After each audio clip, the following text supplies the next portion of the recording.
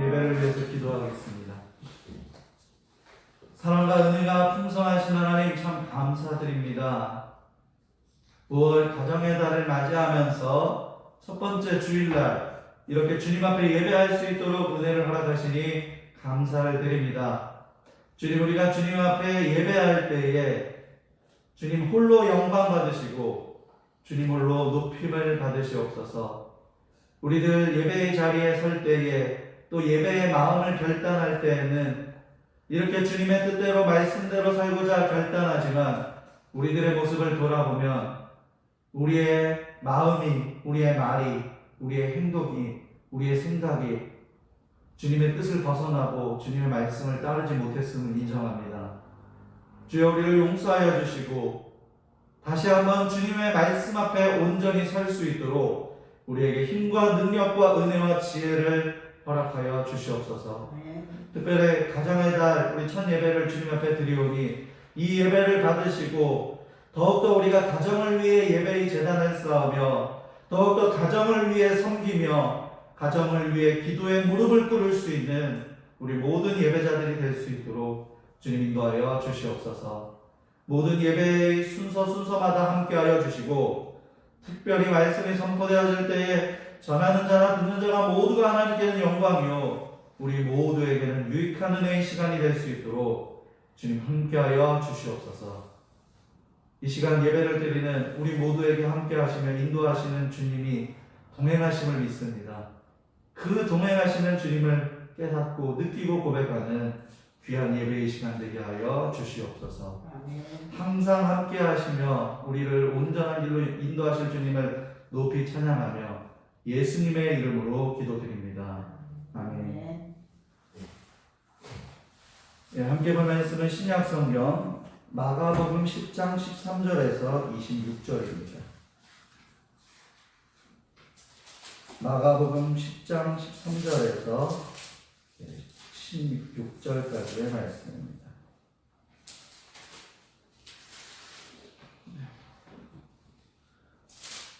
제가 봉독하겠습니다. 사람들이 예수께서 만져주심을 바라고 어린아이들을 데리고 오매 제자들이 꾸짖거늘 예수께서 보시고 노하시어 이르시되 어린아이들이 내게 오는 것을 용납하고 금하지 말라. 하나님의 나라가 이런 자의 것이니라. 내가 진실로 너희에게 이르노니 누구든지 하나님의 나라를 어린아이와 같이 받들지 않는 자는 결단코 그곳에 들어가지 못하리라 하시고 그 어린아이들을 안고 그들 위에 안수하시고 축복하시니라. 아멘. 네, 먼저 영상 한 편을 보도록 하겠습니다.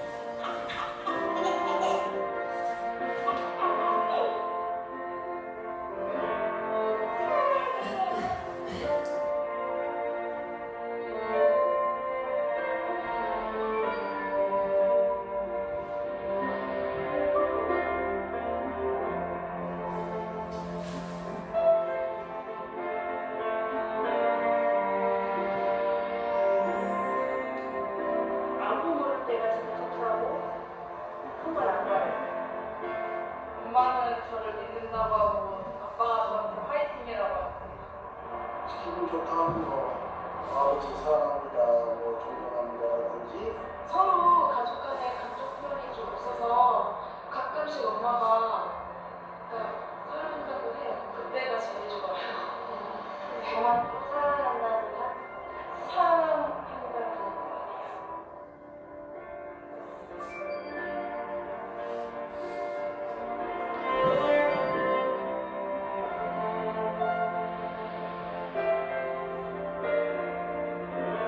엄마가 너희들 너무 사랑해.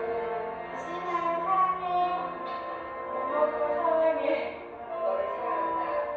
아버지 사랑해요. 형우야 사랑해.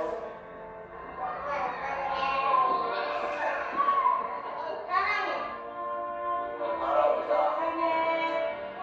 사랑해. 사랑한다.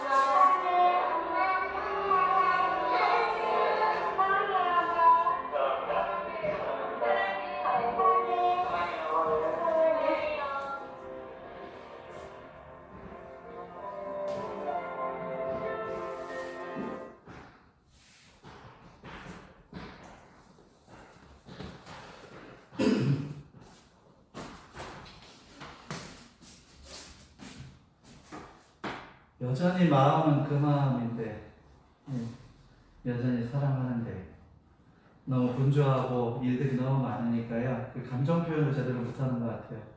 사랑하는데도 화내고, 사랑하는데도 예쁜 말을 못 해주고, 했던 모습들이 많이 떠오릅니다. 저도 저희 가정을 사랑하고요. 두 딸을 굉장히 사랑합니다. 그런데요, 제가 되게 바쁠 때면요, 예민해져가지고, 아이들한테 사랑의 표현을 하기보다는 혼낼 때가 더 많은 것 같아요. 근데 5월은 가정의 달이잖아요. 다른 때 안 되면 이때라도 좀 더 잘했으면 좋겠어요. 그러다 보면은 5월 잘하고 그 영향 받아서 6월달 잘하고 뭐 4월달 잘하고 하다 보면은 더 잘하는 날이 오겠지요. 돌아오는 이번 주에는 중간에 수요일날 어린이날이 있고 토요일에는 어버이날이 있습니다. 그러다 보니까 가정의 달 첫 주에 어떠한 말씀을 함께 나누어야 할지 기도하던 중에 가족과 천국, 어린아이와 하나님의 나라가 먼저 생각이 났어요. 그런 생각을 먼저 주셨고, 또 가정의 달이 5월 한 달 동안이니까 첫 번째 주일은 어린이 주일, 두 번째 주일은 어버이 주일로 해서 맞춰서 이렇게 말씀을 나누면 되겠다라는 생각이 들었습니다. 사랑 그리고 동행교회 새벽 예배 아침을 여는 동행은요, 오전 6시입니다. 근데 그 6시에 아침에 교회에 왔다가 제가 다른 일을 하지 않고 집에 가면은요, 아내는 일어나 있고 아이들은 잠들어 있습니다. 근데 다혜리 소리가 자고 있는 모습이요, 굉장히 사랑스러워요. 자고 있는 아이들, 그 잠들어 있는 아이들을 보면은 딱 떠오르는 말이 있어요. 어떤 말일까요? 천사가 따라오네. 그런 말도 있고요. 또 역시 아이들은 잠잘 때가 제일 예뻐. 이러한 공감이 되는 말들도 있지만 요즘 들어서 제가 떠오르는 말은요, 그냥 그거 같아요. 하나님 아버지께서 우리를 보시는 마음하고 비슷한 마음도 주시는 것 같아요. 그 모습은 아무것도 하지 않고 잠자는 모습만으로도 사랑스러워. 하나님이 우리 보실 때 그럴 것 같아요. 그냥 너는 내 자녀이기 때문에 사랑스러워. 그리고 사랑해. 솔직히 하나님이 보실 때 우리의 행동이 얼마나 못 믿었겠어요. 근데 하나님은 우리의 행동을 보시고 하나님의 바쁜 그런 스케줄을 보시고요, 우리한테 반응하시는 게 아니라 우리가 자녀니까 우리를 자녀 삼아 주셨으니까 사랑해 라고 말씀하신 거고, 또 우리 살리시려고 십자가에서 사랑을 표현하신 것입니다. 그래서 아무것도 하지 않고 잠자는 모습만으로도 이렇게 사랑스러운 아이들을 보면서 가끔 그런 마음이 크게 느껴지는 날이 있어요, 저한테. 그러면은요, 아이들의 이마나 볼에 뽀뽀를 해줍니다. 그럼 아이들이 일어날 시간이 아님에도 불구하고 눈을 떠버리는 큰 일이 생기고 맙니다. 잠이 덜 깬 상태에서 아이들이요, 투덜거리기 시작해요. 물론 저는 투덜거리는 모습조차 사랑스럽고 귀엽습니다. 평소에 투덜거리면 별로 듣고 싶지 않은 소리가 될 수도 있지만 제가 깨운 것이기도 하고 그때 아이들이 너무나도 사랑스러움을 제가 이미 느끼고 표현을 한 시간대라서 그렇습니다. 오늘 말씀을 나누기 전에 먼저 한번 묻고 싶은 질문이 있습니다. 그리고 생각할 수 있는 시간을 가져보았으면 좋겠습니다. 여러분의 가정 안에 있는 자녀들이나 주변의 어린아이들은 여러분에게 어떤 존재입니까? 내 자녀들 혹은 내 주변의 어린아이들, 젊은 사람들을 볼 때 그들은 나에게 어떤 존재입니까? 사랑스러운 존재. 예, 사랑스러운. 분명 다양한 대답이 있을 거고요. 그 생각들은 저마다 어때요? 이유가 있을 것입니다. 그래서 우리가 그 의미와 감동을 따라서 우리가 자녀들 있잖아요. 처음 가졌을 때 그래서 태명을 짓기도 하고 그것에 맞춘 삶이 되기를 바라서 이름을 짓기도 하는 거죠. 우리 아이들을 생각하면. 저도 이번 기회에 말씀을 준비하면서 한번 생각해 봤습니다. 우리 첫째 다혜리는 저희 부부에게 축복이고 선물이었습니다. 그래서 태명이 축복이었어요. 결혼하고 3년이 넘도록 아이가 없었을 적에 저희 가정에 허락하셨으니 하나님께서 주신 복이고 귀한 선물이었습니다. 그런데 그 선물을 감사하게 생각하는 마음은 여전한데 더 귀하게 여기지 못했던 시간들이 떠오르더라고요. 그래서 하나님께 죄송한 마음이 들기도 하고 다혜에게 미안한 마음이 들기도 했습니다. 왜 이제 그런 거 있잖아요. 내가 아끼는 사람에게 가치가 있는 선물을 해줬는데 그 사람이 받을 때는 분명히 기뻐했는데 시간이 흐르면서는 그거를 소중하게 여기지 않는 모습 보면 속상할 때 있잖아요. 근데 자녀는 어떤 존재냐면요. 하나님께서 보실 때 최고의 가치를 지닌 아이를 그 가정 안에 보내준 선물이에요. 하나님께서 여기시는 가장 귀한 것을 이 가정 안에 보내주신 선물이란 말이에요. 근데 하나님 입장에서 보니까 내가 제일 소중하게 여기는 거를 그 가정 안에 보내줬는데 출산했을 때 아이 태어났을 때 그 무엇보다도 아이 임신 소식을 들었을 때는 그렇게 기뻐하고 감사하다가 시간이 흐르면서는 그 감정을 잃어버리는 거예요. 소중한 마음을 잃어버리는 거예요. 그럼 하나님 보실 때 속상할 것 같아요. 선물을 보내주신 자로서. 물론 저희가 다혜나 소혜리에게 그렇게 잘못한다고 생각하지는 않습니다. 그래도 아이들한테 최선을 다하려고 노력하고는 있습니다. 그런데 묵상하는데 보니까요, 하나님께서 너무나 사랑하시고 존귀하게 여기는 존재를 선물로 이 가정에 보내주셨는데 더 사랑하지 못하고 더 존귀하게 여기지 못한 모습들이 보이더라는 것입니다.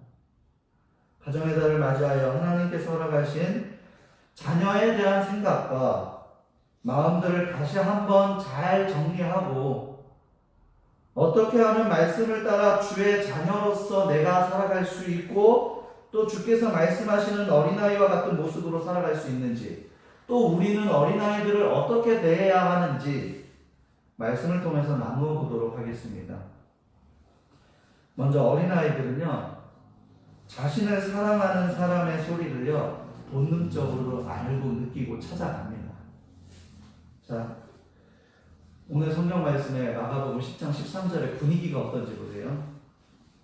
사람들이 예수께서 만져주심을 바라고 어린아이들을 데리고 오매 제자들이 꾸짖거늘. 사람들이요, 예수님이 좋은 분이시고 능력이 있는 분이심을 알고 예수님께서 이렇게 한번 만져주기를 바라는 거예요. 아이들 데려오면서. 그래서 또 예수님께서 기도해 주셨으면 좋겠는 거예요. 아이들한테. 그렇게 예수님 앞에 간절한 마음으로 나왔는데 그때 예수님의 최측근 제자들이 그 사람들을 막 꾸짖는 거예요. 어린아이를 데리고 오는데 제자들이 꾸짖거늘 했잖아요. 그런데 예수님께서는 뭐라고 하셔요? 어린아이들이 내게 오는 것을 용납하고 금하지 말아라. 하나님의 나라는 어린아이와 같이 받들지 아니하면 들어갈 수 없느니라라고 하셨어요. 그리고 16절에서 예수님께서 어떻게 하십니까? 그 어린아이들을 안고 그들 위에 안수하시고 축복을 해주십니다. 아이들이 느끼는 감정이 묘했을 것 같아요. 아이들은요, 그 당시에 어른들이요, 하는 대화를 전부 다 이해하지 못했을 거예요. 근데 분위기는 본능적으로 느꼈을 거예요. 시끌벅적한 사람들이 많은 곳에서 예수님 주변에 있던 사람들이 자신들이 부모님이 됐든 누가 됐든 데리고 왔는데 꾸짖는 분위기, 그걸 먼저 느꼈을 거예요. 무섭기도 했을 거예요. 혼을 내는 어른들이 있고 꾸짖는 어른들이 있고, 근데 보니까요, 그와는 다르게 자기들을 받아다가요 데려오셔서 안아주시고 기도해주시고 축복해주시는 분이 계세요. 그 따뜻한 사랑을 아니까요, 그 무서운 분위기 속에서, 그 시끌벅적한 소리 속에서도요 사랑에 집중할 수 있는 거예요. 이게 어린아이와 같은 믿음이에요. 어른들은요 생각이 많아서요, 꾸짖는 분위기면은요 꾸짖는 걸 먼저 생각해요. 혼내고 비난하고 정죄하면은요 그냥 거기에 먼저, 왜요? 그게 더 신경 써야 될 문제라고 하니까 생각을 해요. 근데 사회생활을 하다 보면 당연히 그런 분위기 파악도 할 수 있어야 됩니다. 그러나 꾸짖는 제자들보다 정말 그 따뜻한 사랑을 주시는 예수님, 품에 안아주시는 예수님, 더 좋은 감정을 느끼고 그 영향을 받는 그 어린아이와 같은 모습이 우리들에게 있었으면 좋겠습니다. 세상에서 연세가 있는 분들은 더 많이 아실 거예요. 경험하면 경험할수록요 많은 일들이 있고요, 처음 보는 일들도 있고요, 마음이 어려운 일들도 있고요, 힘든 일도 있고요, 화가 나는 일들도 있어요. 물론 그게 없으면 인생이 아니겠죠. 그러나 그런 일들이 있지만 창세 전부터 지금까지 앞으로도 변하지 않는 일이 있어요. 우리에게 생기는 일들은 변하는 일들이에요, 전부 다. 그리고 누구는 겪고 누구는 겪지 않는 일일 수도 있어요. 그런데 창세 전부터 지금까지, 그리고 앞으로도 변하지 않는 것이 있다면 우리를 향한 하나님의 사랑인 줄로 믿으시기 바랍니다. 우린 그 사랑에 집중해야 돼요. 변하는 것에 언제 일일이 다 반응하겠어요. 그러나 변하지 않는 것은 전에도 변하지 않았고 지금도 변하지 않았고 앞으로도 변하지 않을 것이라는 사실을 기억하시고 그분의 사랑에 집중할 수 있는 저와 여러분들이 되길 주의 이름으로 소망합니다. 저도요 부모님께 많이 혼나면서 자랐습니다. 그러나 부모님의 사랑을 전 알았습니다. 그래서 그 안에서 그래도 잘 자랄 수 있었다는 생각이 듭니다. 그러고 보니까요 다혜리, 소혜리도요 저에게 혼이 많이 납니다. 제가 이렇게 보면 아이들을 별로 혼낼 것 같지 않다고 생각하시는 분들도 많이 계시던데요. 저희 아이들이 잘하는 편인데도요 이상하게 제가 많이 혼을 내더라고요. 제가 생각보다 잔소리도 많이 하더라고요. 그런데요 아이들은요 그렇게 저한테 혼나도요 저에게 와서 안기고 저를 의지하고 저에게 이야기도 쪼말쪼말 많이 합니다. 왜 그럴까요? 제가 부족하지만 그래도 부모의 사랑을 아이들이 아는 거예요. 그 사랑을 알고 느끼고 있는 그게 아이들의 표현인 거예요. 혼나는 거 아이들이 무섭지 않아서가 아니라요 무섭고 때로는 슬프기도 하고 마음이 아프기도 하지만 부모님의 사랑을 많이 아니까. 그러니까 부모는요 아이들을요 정말 사랑해 줘야 돼요. 해가 지면 어김없이, 제가 한 글을 잠시 읽어드릴게요. 해가 지면 어김없이 돌아가 몸을 눕혀야 하는 가정은 행복을 퍼내기만 하는 곳이 아닙니다. 가정은 사랑을 퍼내기만 하는 곳이 아닙니다. 가정은 평안함을 퍼내기만 하는 것도 아닙니다. 행복한 가정, 사랑이 넘치는 가정, 참으로 화목한 가정이 되려면 가족들이 가정의 행복을 열심히 쌓아야 합니다. 가족들이 가정의 사랑을 부지런히 심어야 합니다. 가족들이 가정에 화목을 힘써서 저장해야 합니다.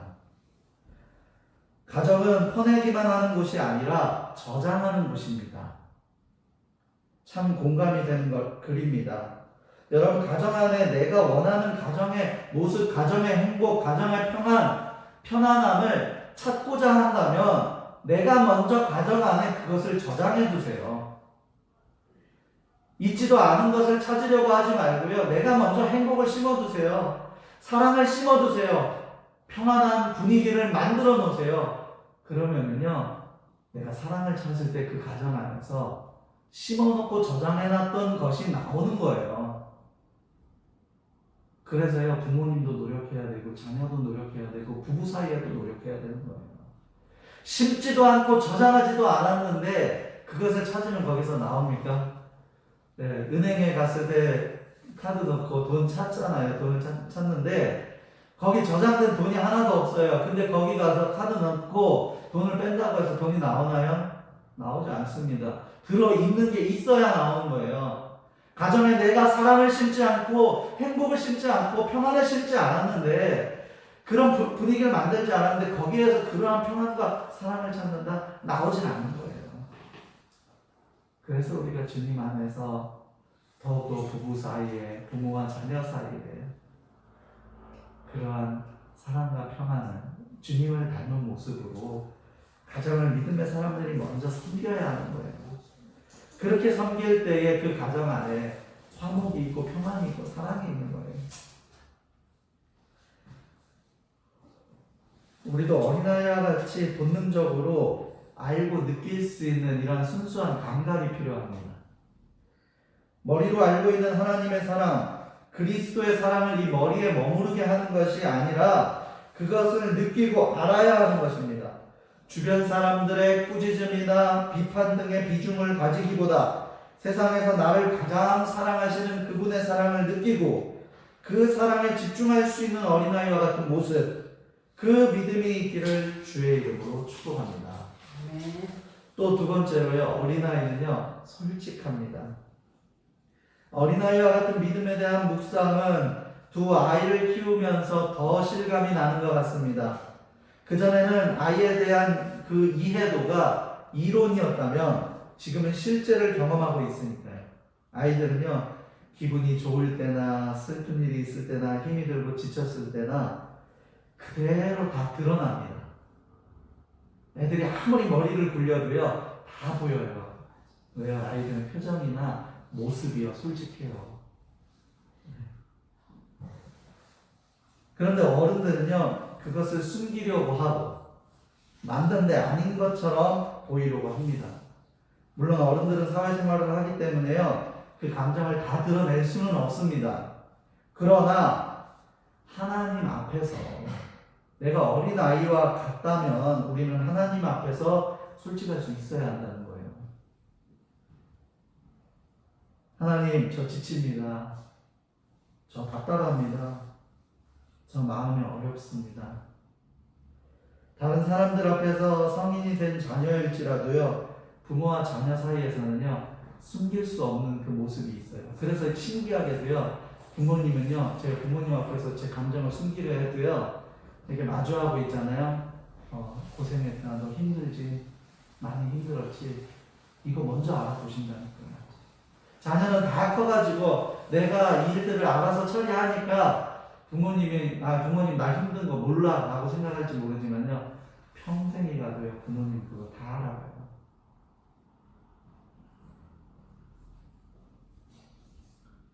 자녀들은 시간이 흐를수록 우리 부모님도 연세가 드셨구나 라는 것을 느끼기도 하고, 반대로 부모님은 또 자녀를 보면 가정을 이루고 잘 살고 있어도 건강 걱정, 체력 걱정, 또 하는 일 걱정하면서 자녀를 여전히 어떻게 봐요?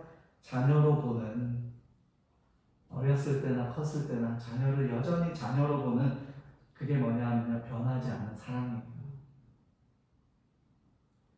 아이들이 학교에서 선생님께나 학원에서, 저희 아이들이 학교에서나 학원에서나 힘들어도 선생님께 직접 표현하지 못할 때가 있습니다. 물론 그것을 표현하는 것이 더 정확한 의사 표현이고 감정 표현이겠지만 어쨌든 그럴 때가 있더라고요. 표현하지 못하고 올 때가. 그런데 선생님께나 친구들에게 표현하지 못한 것을요, 집에 와서 엄마에게나 혹은 저에게 와서 자신의 힘들었던 일과 감정을 솔직히 얘기할 때면 우리 딸이 언젠가는 그 일들을 이겨낼 수 있는 힘을 갖추게 될 거야 라는 그런 기대를 하면서 위로를 합니다. 가정 안에서 저마다 교육의 방법은 다를 수 있지만 아이의 솔직한 마음에 반응하는 것, 그것이 부모의 역할이라는 거예요. 생각해 보세요. 이 아이가요, 학교에서도 학원에서도 친구들한테서도 표현하지 못한 감정을 집에 와서 표현했어요. 근데 집에 와서도요, 그건 네가 알아서 해. 아니면 이 아이는 지금 힘들다고 신호를 보내고 있는데 부모님이 그 신호를 읽어주지 않아요. 그 아이는 정말 기댈 데가 없는 거예요. 아이의 솔직한 마음에 함께 반응할 수 있는 것, 이게 부모의 사랑이고 부모의 역할입니다.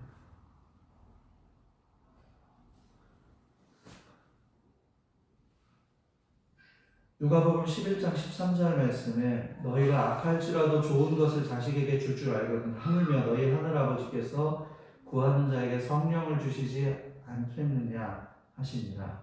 아멘. 여러분, 하물며 하늘에 계신 하나님 우리 아버지께서 가장 좋은 방향을 허락하시고 이끌어 주실 것이라는 것입니다. 그러니까요, 우리는 하나님 앞에서 진실해져야 돼요. 솔직해져야 돼요. 그냥 단순히 하나님 저에게 좋은 것을 주세요 이런 그 단순한 바람을 기도하는 것이 아니라 하나님 저 너무 힘듭니다. 지금 마음이 너무 답답합니다. 제 마음이 제 생각대로 컨트롤되지 않습니다. 그냥 있는 그대로 솔직하게 주님 앞에 무릎 꿇고 기도하는 거예요. 그럼 하나님께서 제일 좋은 거 주시지 않겠어요? 평안을 주시지 않겠어요? 위로해 주지 않겠어요? 만져주시지 않겠어요? 그런데 왜 그런 관계가 안 되는지 아십니까? 여러분 한번 지금 근래의 우리의 신앙생활의 모습을 돌아보세요. 여러분 주님 앞에 진실하십니까? 주님 앞에 솔직하십니까? 어린아이와 같이 주님 앞에 이야기하는 그런 솔직함이 있습니까?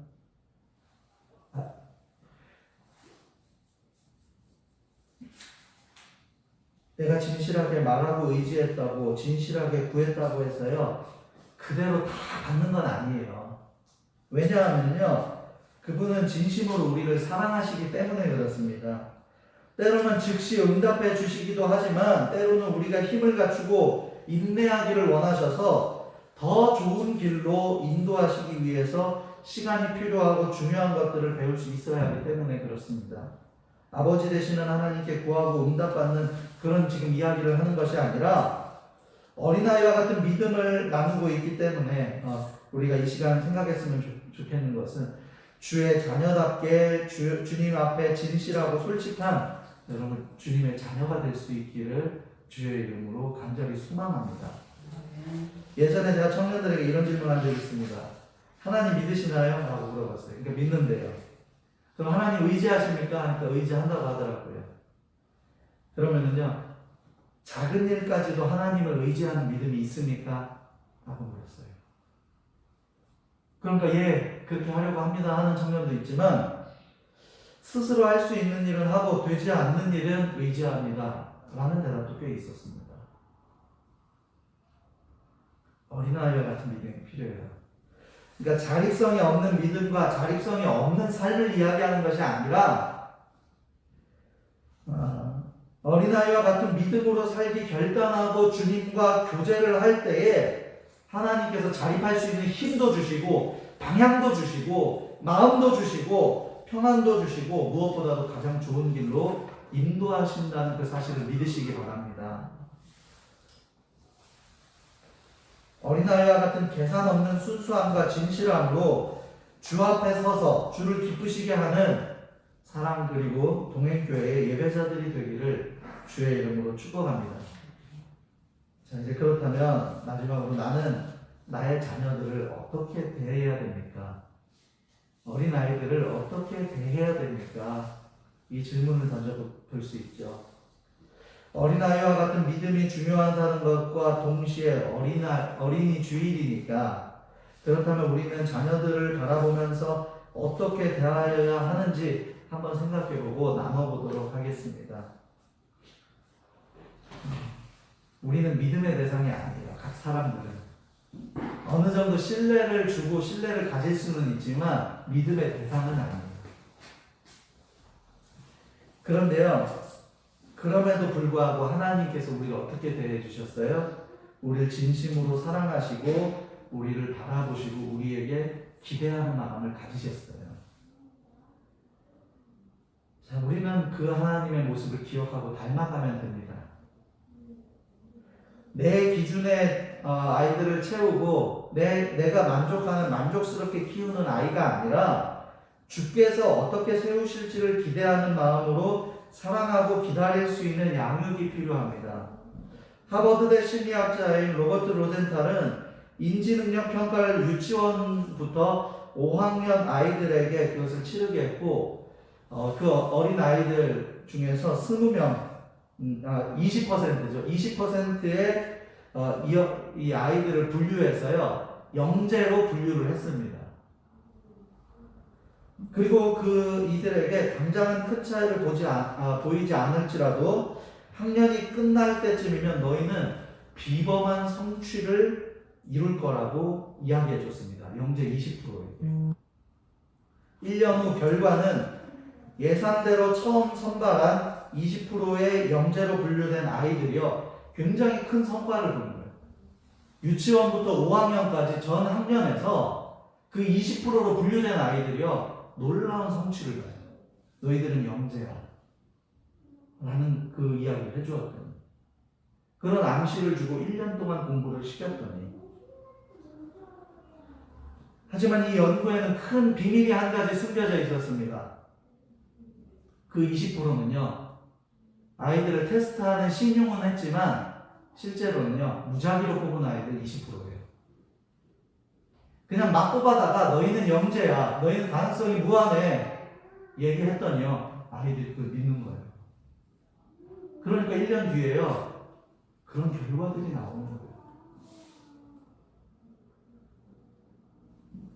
여러분, 우리 아이들은요, 저희가 볼 때 애기들이지요, 어리지요.